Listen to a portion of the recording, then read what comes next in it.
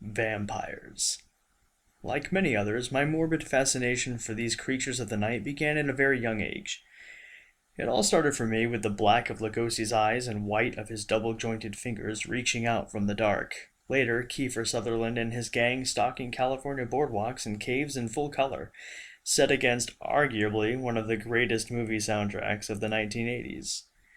The fascination only grew in the 90s, what with the Anne Rice popularity explosion and Coppola's Dracula, which set the precursor to steampunk, but con introduced the ridiculous notion that Dracula was in love with Mina, because sorry, he wasn't. As I grew older, I researched. The oldest legends dated back to ancient Babylon and the stories of the Lilitu, a half-woman, half-bird that would feast on the blood of babies. This would have been around the same time the Babylonians were enslaving the Jews, who introduced the tales of Lilith, Adam's first wife, bride of the devil, and the go-to for screenwriters who need a female vampire antagonist that isn't Elizabeth Bathory. In the centuries upon centuries since those legends began, belief in vampires has gone from causing mass hysteria throughout European villages to mass hysteria throughout the tween girl demographic. People have both died in fear and lived in hope that they would one day come face to face with one. But why does their legend endure? How have they been able to hold their place in supernatural lore for so long? Well, who wouldn't want to be immortal, unscathed by the toils of daily life? Who wouldn't want to be a lost boy? Maybe it's the idea that no matter how far we advance as a people, no matter what technology has in store for us, there's still an incorruptible power that won't be moved or defeated. Maybe it's the idea of control and submission, penetrating and being penetrated, as it were. Maybe it's just that the thought of a dead body drinking blood out of someone is kind of cool. Fortunately, vampires are just that, lore. Sure, in addition to film and literature and art, we have goths wearing fangs, people drinking blood, vamp-inspired murders, and underground vamp fetish clubs. But corpses don't rise from the grave to feed on the blood of the living, right? Lady Gaga isn't waiting to seduce us in some Los Angeles penthouse as much as we may want her to be. 9 out of the 10 rumors you may hear can be explained away, if not just deemed utter nonsense. But what about that one? The one outcast, the one lurking in the corner, or scratching outside your window. The following 2 stories were told to me at 2 different points in my life. Wink, wink. The first is one of those explainable tales, but still something you don't come across too often. The second is that other one. So grab your crucifix, settle into box 5, and let's begin. Number 1. Crazy Cult Candlemaker Girl. When I was younger, I lived with my grandparents in a park model in a cozy little RV park in Central Florida. We moved just before middle school, but I would still visit the park from time to time, usually just to use the pool. The cool thing about living there, besides the pool, the nature trail, and Friday fish fries, were the people. Along with permanent residents, there were snowbirds, tourists, timeshare owners, so you ran into people of all ages from different walks of life.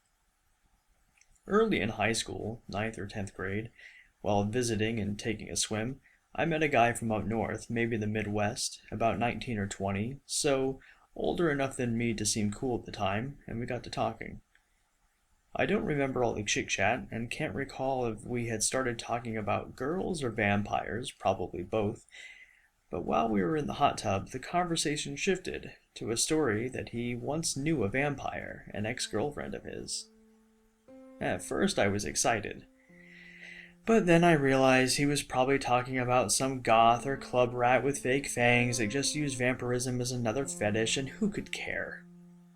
Besides the one fascinating thing about that subculture, that a reporter went missing investigating the vamp clubs in New York City, I really had no interest. Sure enough, her fangs were fake. She had grafted on porcelain fangs, on top of being controlling, on top of being possessive, on top of trying to convince him to run away with her and her new religious fanatic friends. He wasn't having any of it, though at first he was digging the fangs. She ended up running away with that cult. Now she lives in South America making candles. But yeah, she bit me once." "She bit you?" I asked.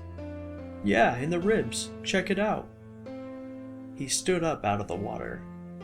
"Right here," he pointed. Sure enough, just below his ribs were 2 white pinpoint scars. The distance between them, the distance of 2 canines. Went all the way in, too. Number 2. My Boyfriend the Mortician.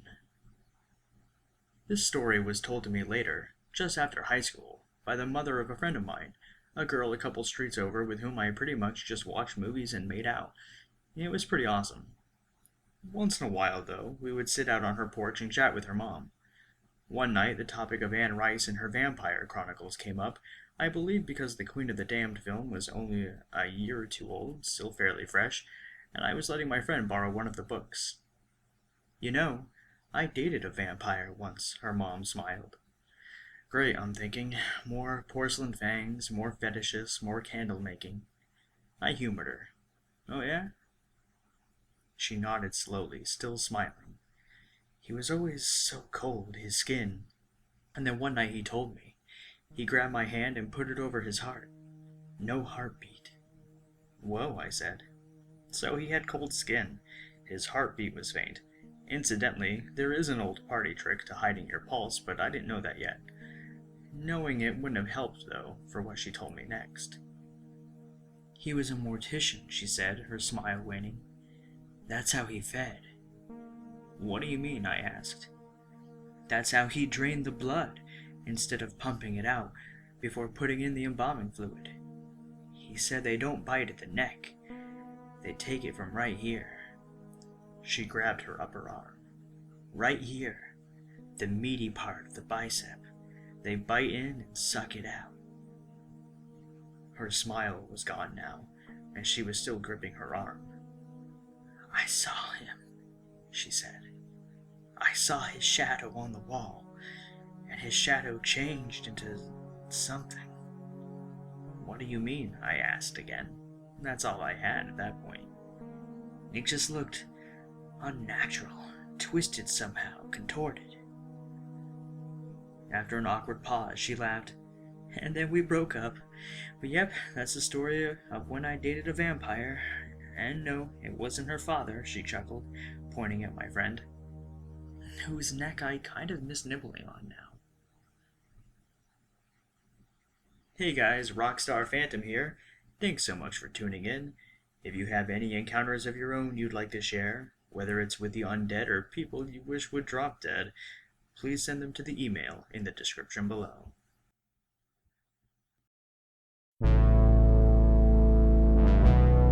We all get a little scared sometimes, but just remember, when you're out there all alone, be smart, be vigilant, and when in doubt, be the thing.